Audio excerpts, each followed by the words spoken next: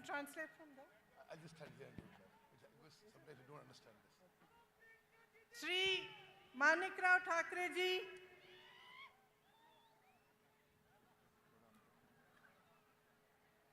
actually, Shri Rahul Gandhi ji, Shri Manikrao Thakre ji, Shri Revant Reddy ji, Shri Bhatti Vikramarka ji, Shri Uttam Reddy ji, Shri Takka ji, Shri Janna Reddy ji, Shri Ponam Prabhakar ji, Shri Azaruddin ji, Komati Reddy Venkat Reddy ji, Podam Veriya ji, Madhu Yakshi God ji, Shri Sridhar Babu ji, Shri Balram Nayak ji, Shrimati Deepa दास मुंशी जी और श्री जग्गा रेड्डी जी, मेरी प्यारी बहनों और भाइयों, आपका इस सभा में बहुत बहुत स्वागत। అక్కలు చెల్లెలు అన్నలు తమ్ముళ్ళు మీ అందరికీ స్వాగతం, మీ అందరికీ నమస్కారం। आज जैसे हम यहाँ उतरे तो हम रामप्पा मंदिर पे गए और मैं आपको दिल से बताना चाहती हूँ कि इतना सुंदर मंदिर मैंने अपने जीवन में नहीं देखा है। ఇక్కడ మేము రాగానే రామప్ప మందిరం పోయినాం, చాలా అద్భుతమైన చాలా సుందరమైన మందిరం అని చెప్పి నేను మనవి చేస్తున్నాను। ये धरती एक पवित्र धरती है। यहाँ के शहीदों ने तेलंगाना के लिए बड़े बड़े बलिदान दिए। ఇది చాలా పుణ్యభూమి, ఇక్కడ చాలా మంది తెలంగాణ రాష్ట్రం కోసం వారి జీవితాలు త్యాగం చేసుకున్నారు। न्यायप्रिय लोगों की धरती है। ఇక్కడున్న ప్రజలందరూ న్యాయం కోరుతున్నారు। वीरों की धरती है।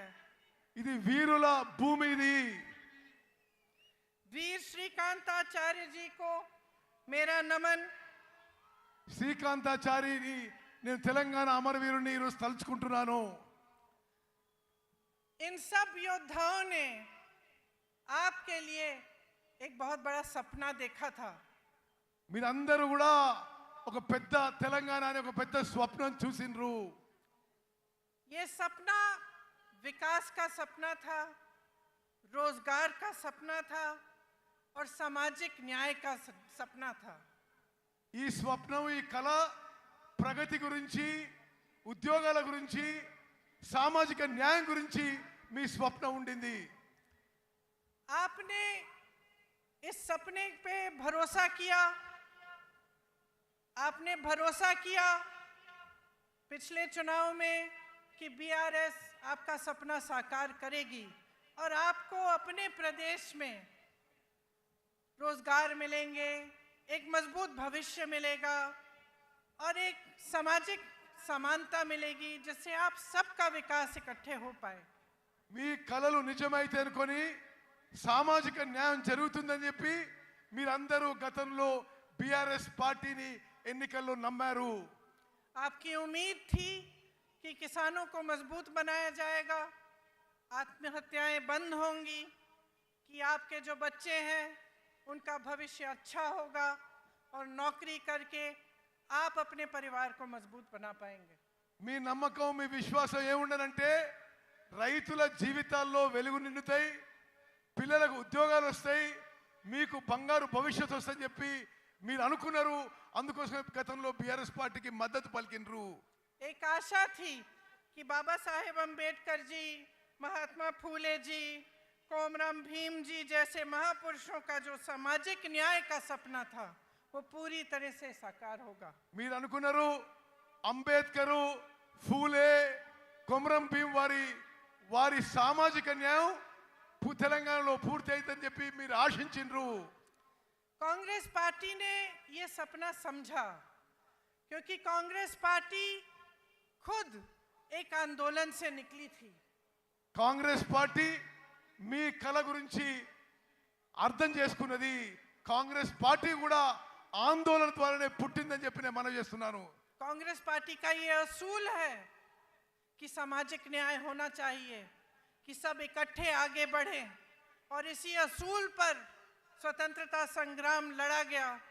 इसीलिए कांग्रेस पार्टी ने जब देखा कि आपका ये सपना था और आप इस सपने के लिए संघर्ष कर रहे थे, इसमें अपनी पूरी शक्ति डाल रहे थे और इतने सारे लोग इस सपने के लिए बलिदान देने के लिए तैयार थे, तो कांग्रेस पार्टी ने इस सपने को समझकर तेलंगाना प्रदेश बनाने का निर्णय लिया। కాంగ్రెస్ పార్టీ స్వాతంత్ర్యం నుంచి కూడా దేశం ప్రజల యొక్క ఆకాంక్షలు గుర్తించింది. కాంగ్రెస్ పార్టీ సామాజిక న్యాయం మీద నమ్ముతుంది.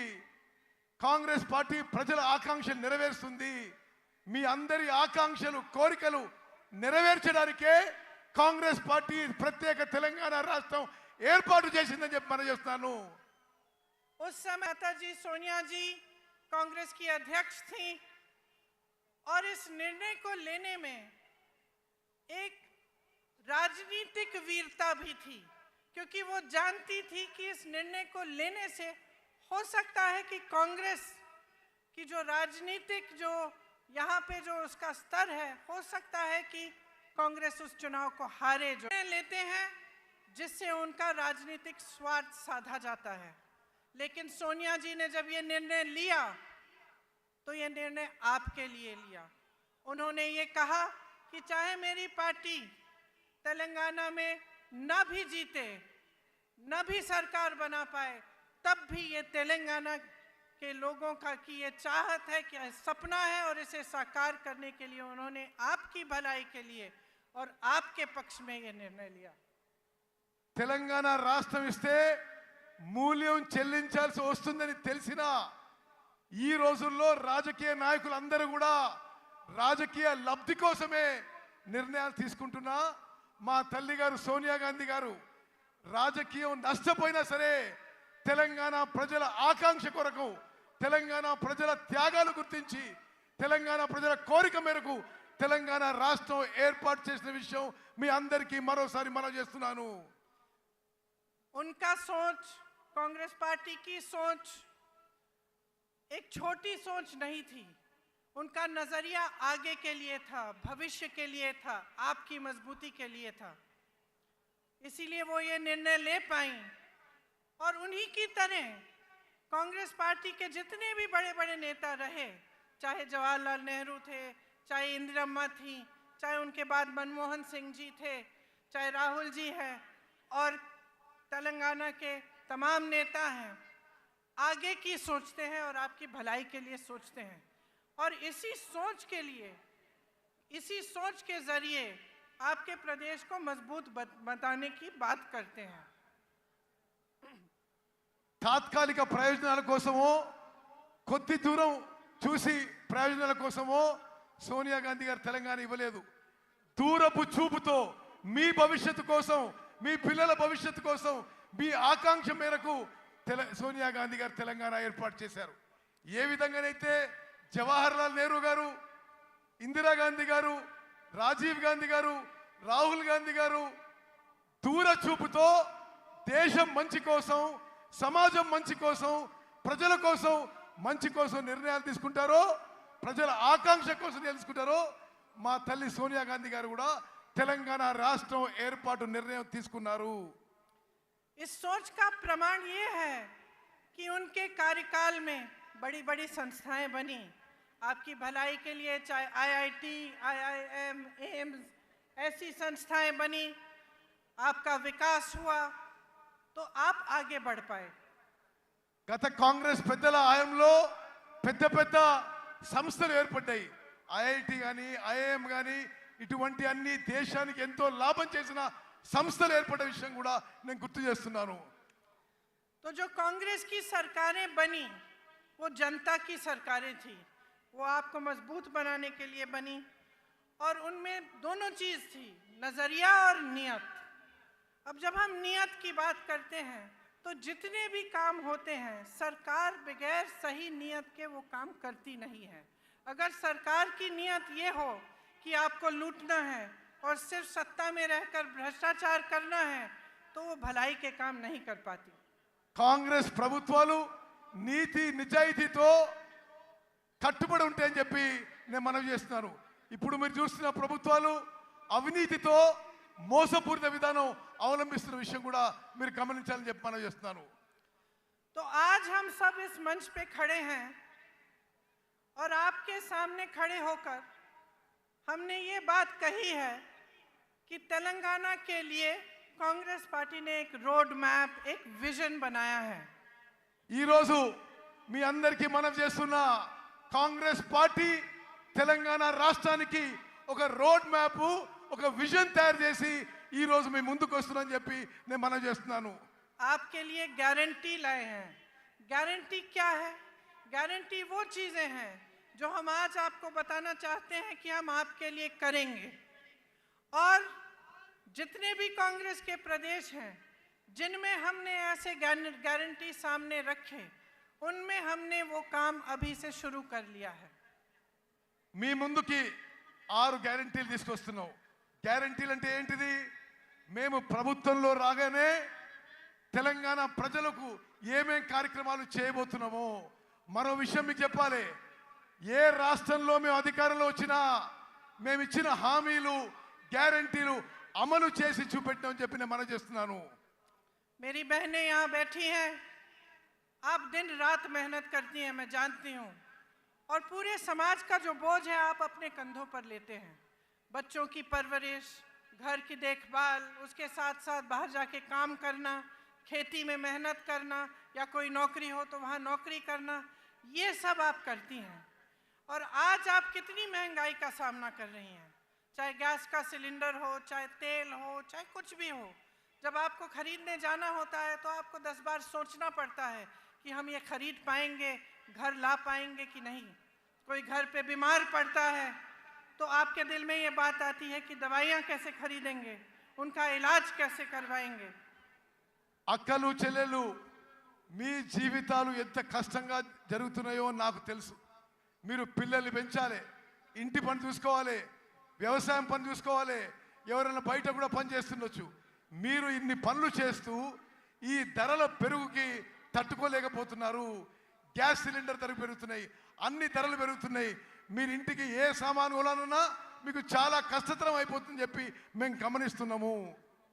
और ये सब मेहनत, ये संघर्ष, इन संकटों का सामना आप इसलिए करती हैं ताकि आपके बच्चे बड़े होकर अपना भविष्य बना पाएं। మీరు అంతా ఎందుకు కష్టపడుతున్నారు? మీ పిల్లలు పెద్దోళ్ళై ప్రయోజకులై మంచి భవిష్యత్తు ఉండాలని చెప్పి నా అక్కలు చెల్లెళ్ళు మీరు కష్టపడుతున్నారు। लेकिन यहाँ आज परिस्थिति ये है कि 40 लाख युवा बेरोजगार हैं। కానీ ఈరోజు తెలంగాణలో పరిస్థితి ఏంటంటే 40 లక్షల మంది మీ పిల్లలు, 40 లక్షల మంది మన పిల్లలకి నిరుద్యోగులుగా తెలంగాణలో నిలిచిపోయిన విషయాన్ని మనం చేస్తున్నాను। बीआरएस ने वादा किया था कि हर परिवार को एक नौकरी दिलवाई जाएगी। आज लाखों पद खाली हैं लेकिन नौकरियां नहीं दी गई हैं। టిఆర్ఎస్ పార్టీ ఇంటికో ఉద్యోగం చెప్పిండ్రు, ఇంటికో ఉద్యోగం, కానీ ఈరోజు లక్షల ఉద్యోగాలు ఖాళీగా ఉన్నా బీఆర్ఎస్ పార్టీ ఉద్యోగాలు నింపలేదనే విషయం మీరు గమనించాలి। और स्थिति ये है कि भर्तियों में भी भ्रष्टाचार है। एक बच्ची ने आत्महत्या की और उस पर भी सवाल उठाया गया कि उसने एप्लीकेशन ही नहीं भरा था। ये परिस्थितियां हैं कि जो संकट है, जो युवाओं का दर्द है, उसे समझने और सुलझाने के बजाय उन पर उंगलियां उठाई जाती हैं, लेकिन रोजगार नहीं दिए जाते, आपके लिए, आपके विकास के लिए काम नहीं किया जाता। ఉద్యోగాలు నింపే ప్రక్రియలో బీఆర్ఎస్ ప్రభుత్వంలో అవినీతి జరుగుతుంది। చాలా మంది యువతి యువకులు తట్టుకోలేక ఆత్మహత్య చేస్తుంటే వారి క్యారెక్టర్ మీద కూడా ఈ ప్రభుత్వం పెద్దలు ఏలెత్తి చూపుతున్నారు। ఉద్యోగాలు ఇవ్వకపోగా ఉద్యోగంలో నింపే ప్రక్రియలో ఈ టిఆర్ఎస్ ప్రభుత్వంలో అవినీతి లూటీ జరుగుతున్న విషయం నేను మనవి చేస్తున్నాను। उस्मानिया जैसी यूनिवर्सिटीज में अध्यापकों और पैसों की कमी है। एक भी नई सरकारी यूनिवर्सिटी नहीं बनाई गई। इनके पूरे कार्यकाल में आप देखेंगे तो सिर्फ प्राइवेट यूनिवर्सिटियां बनी हैं और उनमें से आधी इन्हीं के नेताओं की हैं, ताकि आपको फीस बड़ी बड़ी भरनी पड़े लेकिन आपके लिए सही सुविधा नहीं बने। ఉస్మానియా లాంటి యూనివర్సిటీలో టీచింగ్, నాన్ టీచింగ్ ఫ్యాకల్టీకి రిక్రూట్మెంట్ జరగలేదు। బీఆర్ఎస్ ప్రభుత్వం వచ్చిన తర్వాత ఒక్క కొత్త గవర్నమెంట్ యూనివర్సిటీ కూడా తెరవలేదు। కేవలం ప్రైవేట్ యూనివర్సిటీస్ తెరిచి పెద్ద పెద్ద ఫీజు పెట్టి మీ పిల్లలకి మీకు ఇబ్బంది కలుగుతుంది ఈ బీఆర్ఎస్ ప్రభుత్వంలో చెప్పి మనం చేస్తున్నాను. इसलिए युवाओं के लिए हमारी जो गारंटी है उसमें हमने कहा है कि तेलंगाना आंदोलन के शहीदों के परिवार को एक सरकारी नौकरी दिलवाएंगे। उनके माता पिता या पत्नी को 25,000 रुपए मासिक पेंशन मिलेगा। 2 लाख खाली सरकारी पद हैं, उनको हम 1 साल के अंदर अंदर भरेंगे और बेरोजगार युवाओं को 4,000 रुपए प्रति माह बेरोजगारी का भत्ता मिलेगा। మేమిచ్చిన హామీలలో తెలంగాణ అమరవీరులకి పెద్ద ఎత్తున గౌరవం ఇస్తాము. తెలంగాణ నిరుద్యోగ యువతకి 4,000 రూపాయలు నిరుద్యోగ భృతి ఇస్తాము. తెలంగాణ నిరుద్యోగ యువతకి 5 లక్షల రూపాయలు ఇవ్వబోతున్నాము. తెలంగాణలో ఉన్న ఖాళీగా ఉన్న 2 లక్షల ఉద్యోగాలు 1 సంవత్సరంలో భర్తీ చేయబోతున్న విషయం నేను మనవి చేస్తున్నాను. गल्फ देशों में रोजगार की संभावनाओं को मजबूत करने के लिए स्पेशल गल्फ सेल बनाया जाएगा। Those who go to work in जो लोग गल्फ के देशों में काम करने के लिए जाएंगे उनके लिए एक स्पेशल गल्फ सेल बनाया जाएगा। గల్ఫ్ లో పోయి మీకు తెలుసు ఉత్తర తెలంగాణలో చాలా మంది దుబాయ్ లో గల్ఫ్ లో పనిచేస్తారు. వారి కుటుంబాలను ఆదుకోవడానికి కూడా రాబోయే కాంగ్రెస్ ప్రభుత్వం ప్రత్యేక చర్యలు తీసుకుంటుంది. आज मेरे किसान भाइयों की परिस्थिति बहुत ही शर्मनाक है। चाहे पेट्रोल हो, डीजल हो, खाद हो, हर चीज़ पर खर्चा बढ़ गया है। आपके कर्ज बढ़ गए हैं और सरकार की तरफ से कोई मदद नहीं मिलती। ఈ రోజు రైతుల పరిస్థితి తెలంగాణలో దయనీయంగా మారింది. వ్యవసాయానికి సంబంధించి అన్ని ఇన్పుట్స్ లో పెట్రోల్, డీజిల్, సీడ్స్, లేబర్ అన్ని ధరలు పెరిగినాయి. ఈ బీఆర్ఎస్ ప్రభుత్వం రైతుల కోసం ఏమీ చేయడం లేదు. खेती से कमाना मुश्किल हो गया है और किसान परेशान और त्रस्त है। వ్యవసాయం నుంచి ఆదాయం ఈ బీఆర్ఎస్ ప్రభుత్వంలో తగ్గిపోయింది. इसीलिए हमने ये तय किया है कि हम एमएसपी को बढ़ाएंगे और इसकी हम आपको गारंटी देते हैं। అందుకోసమే రాబోయే కాంగ్రెస్ ప్రభుత్వంలో మినిమం సపోర్ట్ ప్రైస్ ఎంఎస్పి పెంచి ఇవ్వబోతున్నాం అని చెప్పి నేను మనం చేస్తున్నాను. धान के लिए 2,500 रुपए, मक्का के लिए 2,200 रुपए, सोयाबीन के लिए 4,400 रुपए, गन्ना के लिए 4,000 रुपए।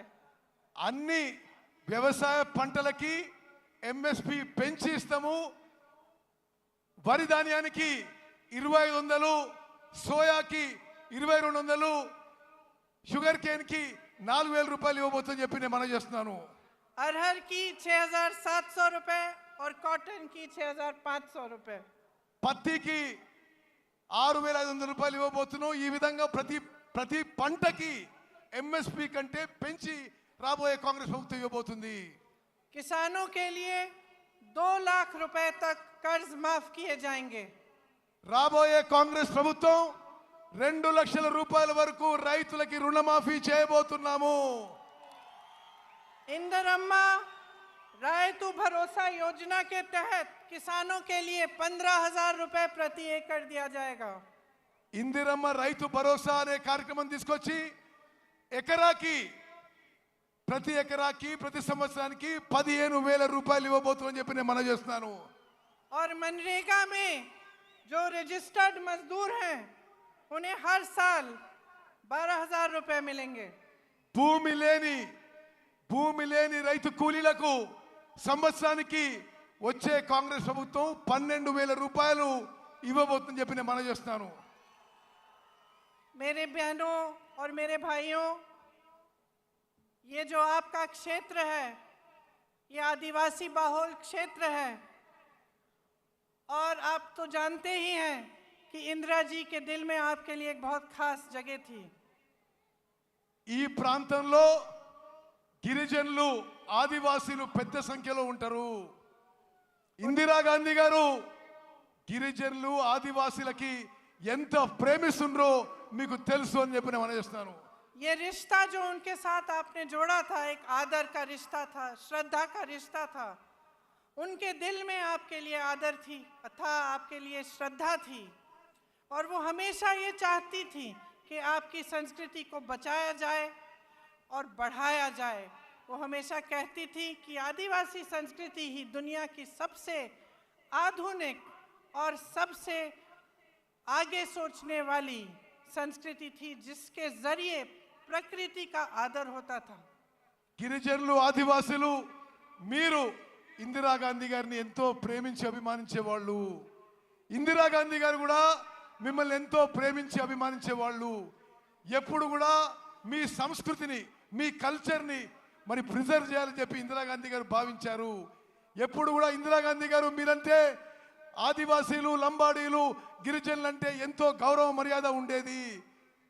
ఆదివాసీలు గిరిజనులు వారి గురించి మీకు ఎంతో ముందు చూపు ఉందని చెప్పి ఇందిరాగాంధీ గారు భావించేవారు. लेकिन अफसोस की बात है कि आज आपके अधिकार छीने जा रहे हैं। ఈ రోజు ఆదివాసీల గిరిజనుల హక్కులు ఈ బీఆర్ఎస్ ప్రభుత్వ పెద్దలు లాక్కుంటున్నారని చెప్పి నేను మనవి చేస్తున్నాను. जबरन आपको जमीन से बेदखल किया जा रहा है। మీ భూముల నుంచి మిమ్మల్ని ఎలగొడుతున్నారు.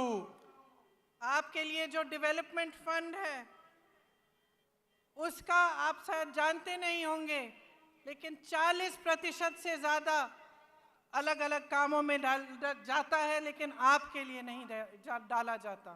మీకు రావాల్సిన డెవలప్మెంట్ ఫండ్ అభివృద్ధి నిధుల్లో 40% ఇతర విషయాలకి ఉపయోగిస్తుందని చెప్పి నేను మనవి చేస్తున్నాను. हमने तय किया है कि एससी के लिए 18% आरक्षण दिया जाएगा और एसटी के लिए 12%।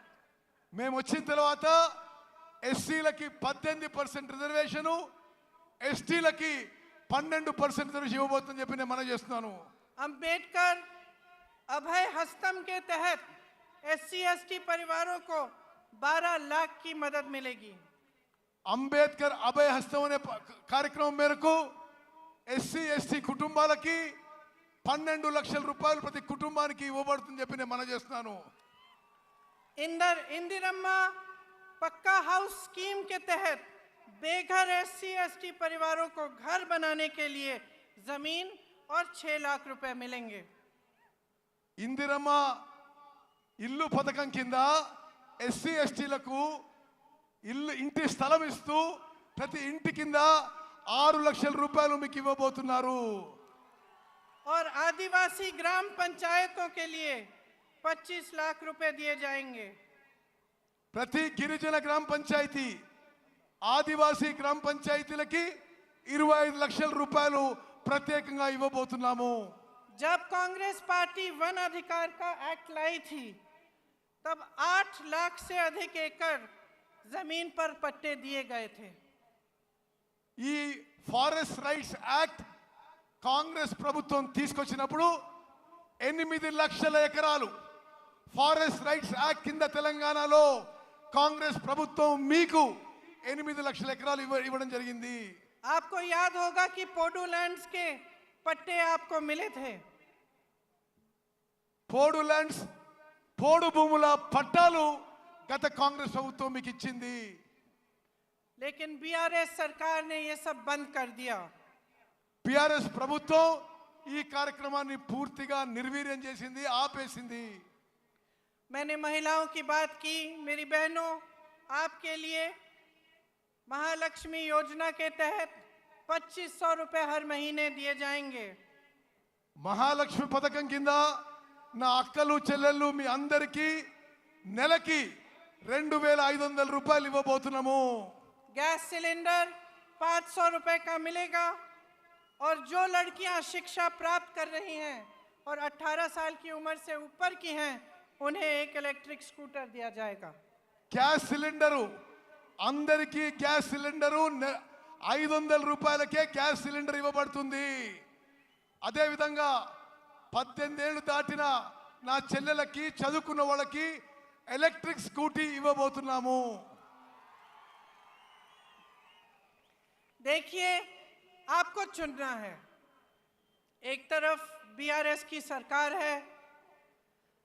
शुरू में उन्होंने तेलंगाना की बात की थी, लेकिन आज भाजपा के साथ पूरी तरह से मिल चुके हैं। आज सरकार वो नहीं चला रहे हैं, मोदी जी रिमोट कंट्रोल से चला रहे हैं। టిఆర్ఎస్ వాళ్ళు ముందు తెలంగాణ గురించి ఆలోచన చేసినారు, కానీ ఇప్పుడు పూర్తి స్థాయిలో బీజేపీతో మిలాఖాత్ అయిపోయినరు. BRS BJP కలిసిపోయినాయి. ప్రభుత్వం రిమోట్ కంట్రోల్తో నరేంద్ర మోదీ నడిపిస్తున్నాడు. Land mafia, sand mafia, mind mafia, wine mafia सबके साथ मिले हुए हैं। जिस तरफ आप देखो आपको भ्रष्टाचार ही भ्रष्टाचार दिख रहा है। जहां लूट सकते थे वहां से लूट रहे हैं। Sand mafia, land mafia, wines mafia, mines mafia అన్ని కలిసిపోయినాయి బీఆర్ఎస్ ప్రభుత్వంలో. ఎక్కడెక్కడి నుంచి లూటీ చేయాలో మిమ్మల్ని లూటీ చేస్తున్నారు బీఆర్ఎస్ పార్టీ వాళ్ళు. और सरकार का ध्यान महंगाई को मिटाने पर नहीं है, रोजगार बनाने को पर नहीं है, आपको मजबूत करने पर नहीं है। सरकार का ध्यान सिर्फ इन माफियाओं को बचाने में लगा हुआ है। ఈ ప్రభుత్వం యొక్క దృష్టి మీ పిల్లల ఉద్యోగాలు ఇవ్వడంలో కానీ మీ జీవితాలు మెరుగుపరచడంలో లేవు. ఈ మాఫియాలను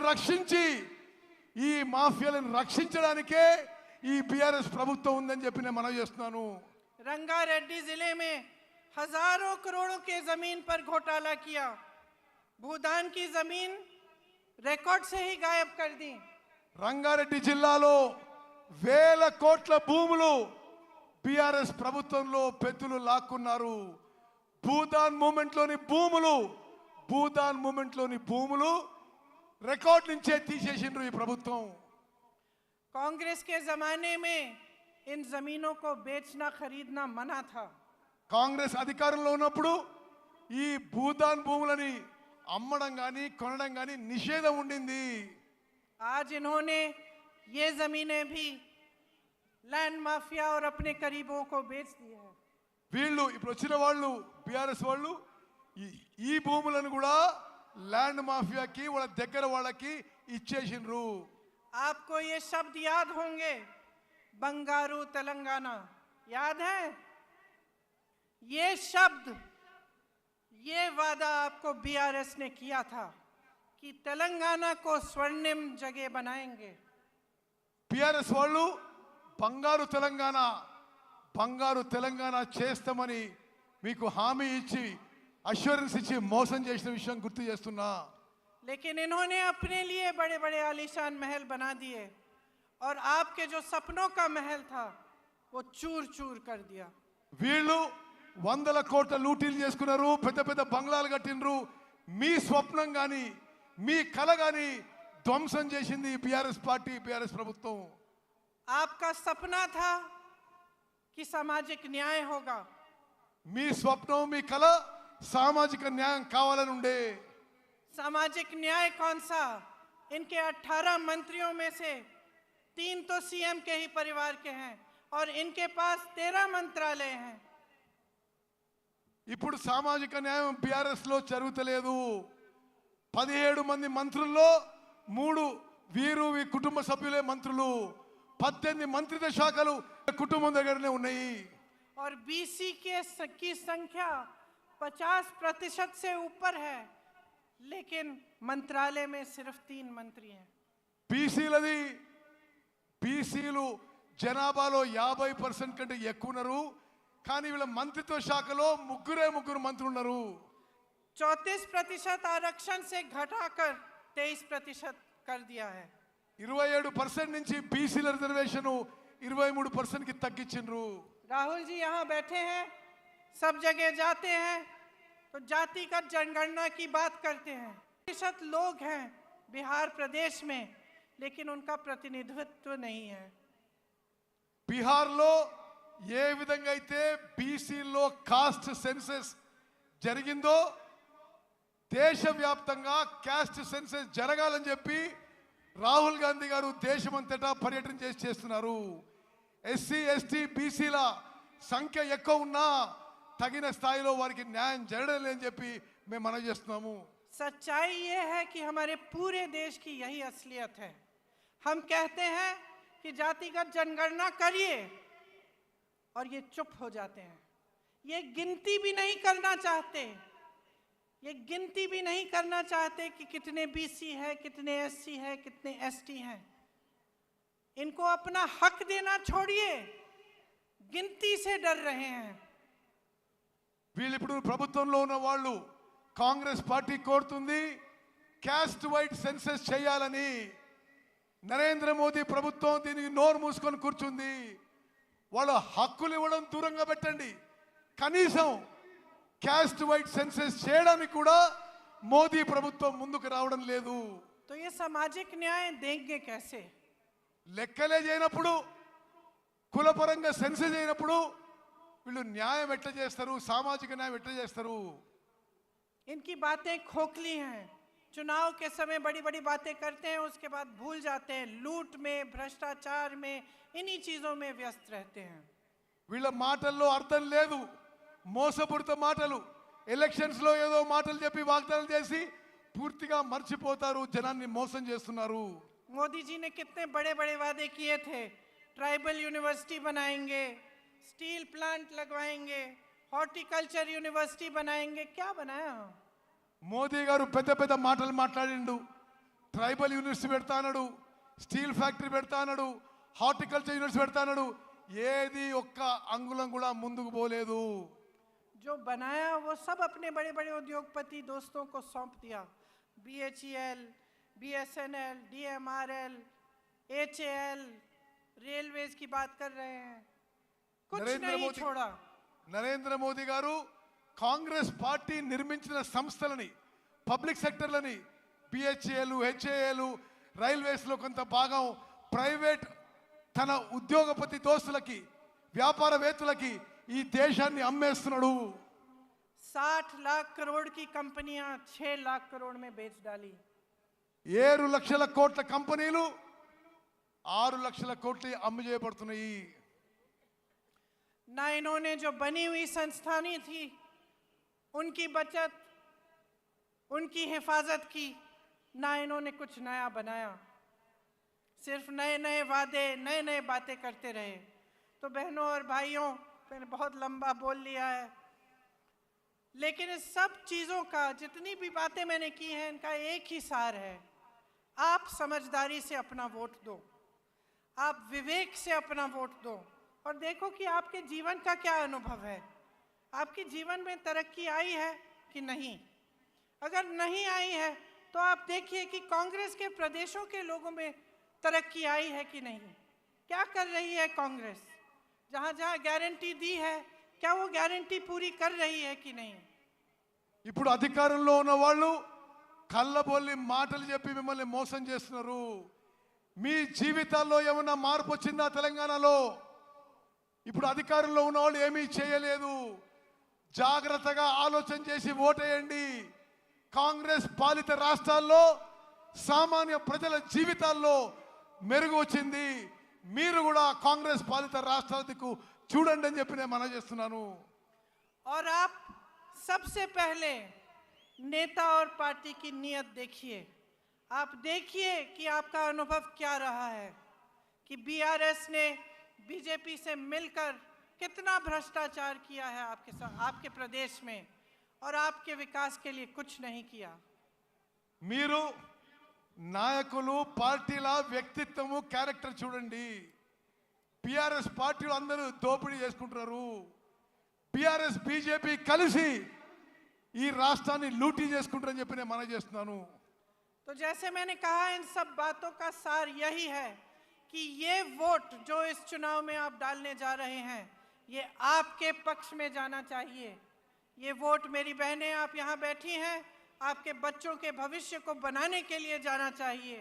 मेरे भाई आप सब यहाँ हैं, आपको रोजगार मिलना चाहिए, आप विकसित हों, आप फूले फले और आपका भविष्य अच्छा हो, इसलिए आपका वोट जाना चाहिए। అక్కలు చెల్లెళ్ళు, మీ పిల్లల భవిష్యత్తు, మీ పిల్లల ఉద్యోగాల కోసం ఈసారి మీరు ఓటేయండి. అన్నలు తమ్ముళ్ళు, మీ భవిష్యత్తు కోసం, మీ ఉద్యోగాల కోసం, మెరుగైన జీవితం కోసం ఓటేయాలని చెప్పి నేను మనవి చేస్తున్నాను. तो सोच समझ के अपना वोट डालिए। आप जानते हैं कि यहाँ के उम्मीदवार सीतक्का जी और सत्यनारायण बोपापल्ली जी हैं, इनको सत्यनारायण। भारी से भारी बहुमत से जिताइए और सत्यनारायण। अपने भविष्य को मजबूत बनाइए। जय हिंद।